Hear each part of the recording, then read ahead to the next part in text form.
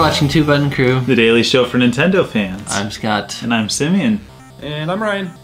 Here we are, the four of us again this week, celebrating Mario RPG. Yeah, me, you, Ryan, and the crew. Alright. Okay. The viewer. You, the viewer. If there's more than one of you, we're only speaking to one of you. Please don't point out my mistake. Speaking of mistakes, we're going to start at the worst Mario RPG and we'll rank them all. Work our way up to the best.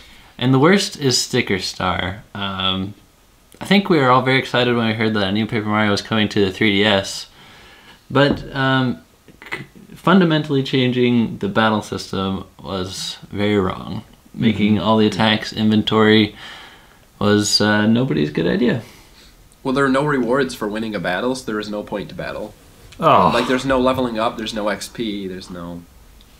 I didn't know that, Ryan. I didn't make it far enough through the game to realize that. I got to world, like, halfway through World 2, and I was like, nope. Yeah. Wow, that's bad. I think Alright. What made this most disappointing to me was because the year prior at E3, when they showed off the Paper Mario they were developing for 3DS, it was honestly a regular Paper Mario game. There were partners following behind him and everything, and all of a sudden they're like, Sticker Star! Lame. Yep. Alright. Next we got Dream Team. Which of us speaks to this game?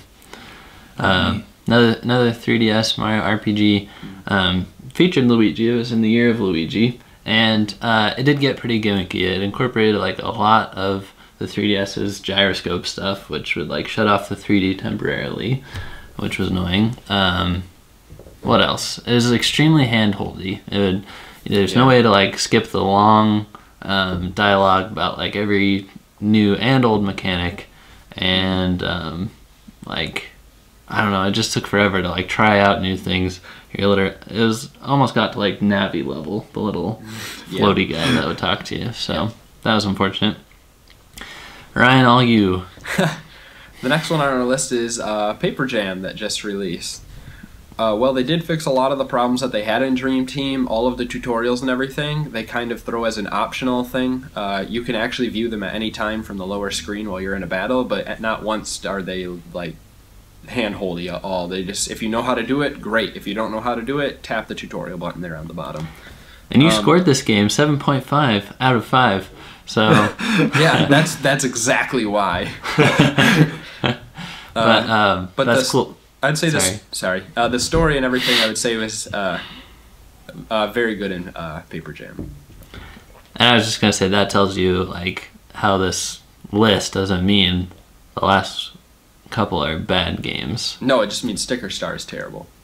Yes. There's one really bad game.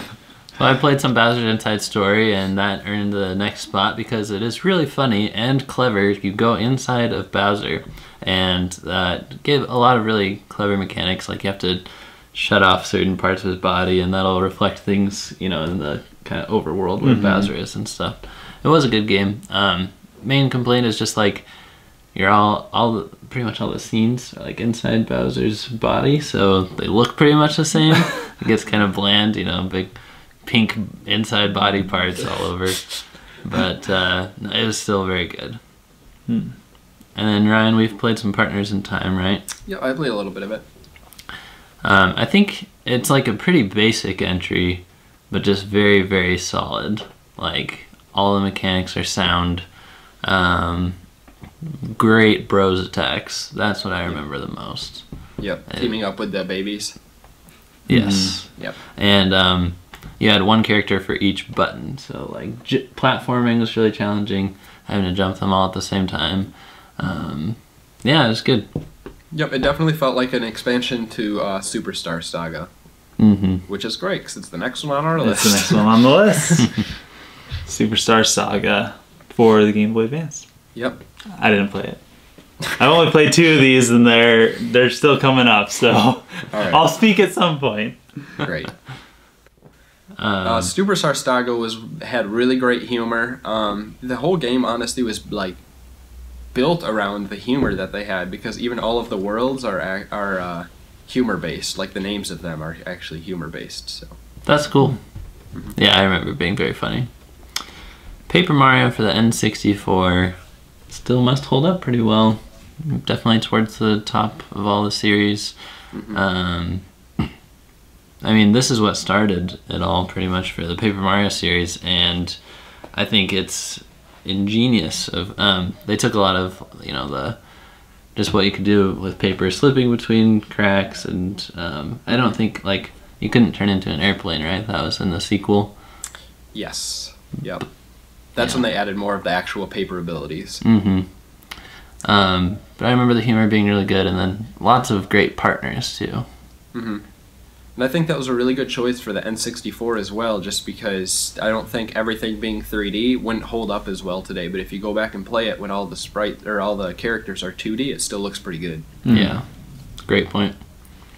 Next up on the list is the original Super Mario RPG, which we haven't gotten a sequel to. But it's one of my favorite games of all time, and later on this week I'll be talking about it specifically. But great story, great mechanics to start the series off, and great characters. Gino.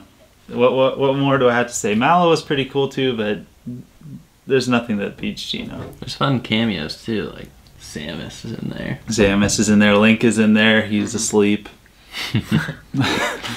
He needs to get Sleeping on the job. some Link's Awakening going on. Oh, snap. I wonder where Super Mario RPG fits in the Metroid timeline and in the Legend of Zelda timeline. Yeah, we better start hounding Nintendo. That's right, yeah. Ask them, which hero time is it, or which hero is it? Is the hero time? The Zelda tree is just going to be like... Yeah. Super Paper Mario coming in is the penultimate. That's the cool word, isn't it? Yes, it is a cool word. Penultimate list item here. The 3D to 2D mechanic was great. Good graphics on the game. They really took a big departure, big experimentation on this one. And although we do like to see Nintendo step back from experimentation sometimes, I'm glad that this game happened because it turned out fantastic. My favorite location is the underwear. Yes. The underwear was a lot of fun. Yeah. And the story to this, like I said, with Mario RPG, I actually cared about the story. And fantastic. Yeah.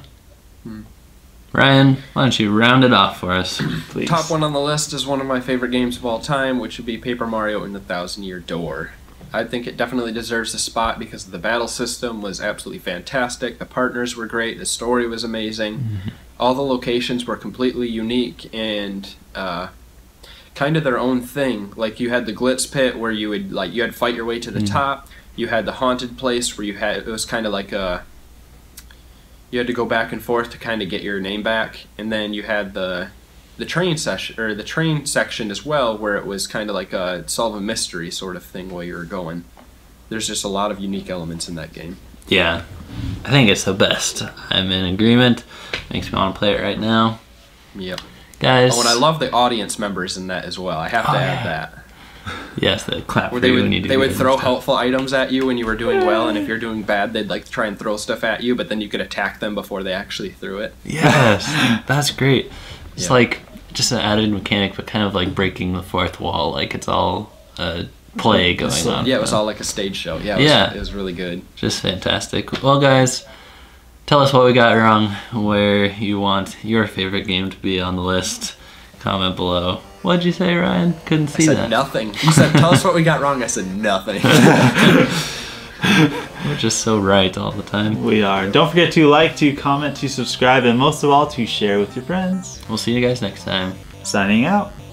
See you later.